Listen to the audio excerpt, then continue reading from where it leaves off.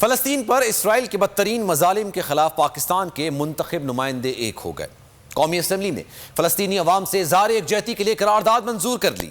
قرارداد میں اسرائیلی حملوں کی شدید مذمت کی گئی۔ کہا گیا کہ یہ ایوان فلسطین کی آزاد ریاست کا مطالبہ کرتا ہے۔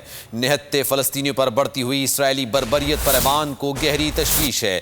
فلسطینیوں کی نسل کشی رکوائی جائے، اسرائیلی مظالم پر جنگی جرائم کے تحت مقدمات چلائے جائیں۔ قرارداد میں مطالبہ کیا گیا ہے کہ اسرائیلی جارحیت رکوانے کے لیے اقوام متحدہ کی سلامتی کونسل فوری اقدامات کرے۔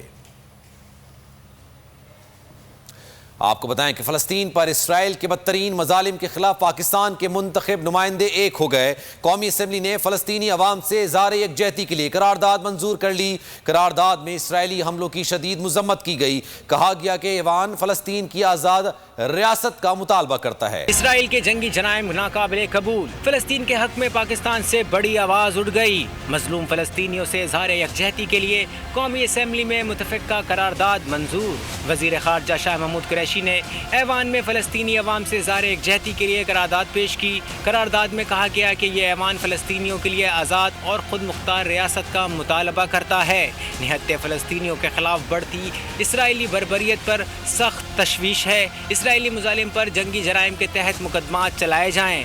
یہ متفقہ ریزولوشن جو فلسطینیوں کے لیے اظہار یکجہتی کے لیے تجویز کیا جا رہا ہے، 17 مئی کا آپ کی اجازت سے پیش کر رہا ہوں۔ قرارداد میں اقوام متحدہ کی سلامتی کونسل سے مطالبہ کیا گیا کہ اسرائیلی جارحیت رکوانے کے لیے فوری اقدامات کیے جائیں۔ اقوام متحدہ سے فلسطین میں اسرائیلی جارحیت کے آزادانہ تحقیقات کرانے کا مطالبہ بھی کیا گیا۔ ایوان نے مزید مطالبہ کیا کہ فلسطینیوں کی نسل کشی کو فوراً بند کیا جائے۔ قرارداد میں مسجد الاقصیٰ پر اسرائیلی حملے کی بھی سخت مذمت کی گئی۔ کہا گیا کہ فلسطینیوں کو عبادت اور مسجد اقصیٰ میں نماز کی آزادانہ ادائیگی کا حق دیا جائے۔ ایوان نے OIC سے بھی فیصلہ کن اقدامات کے ذریعے فلسطینیوں کی مدد کا مطالبہ کیا۔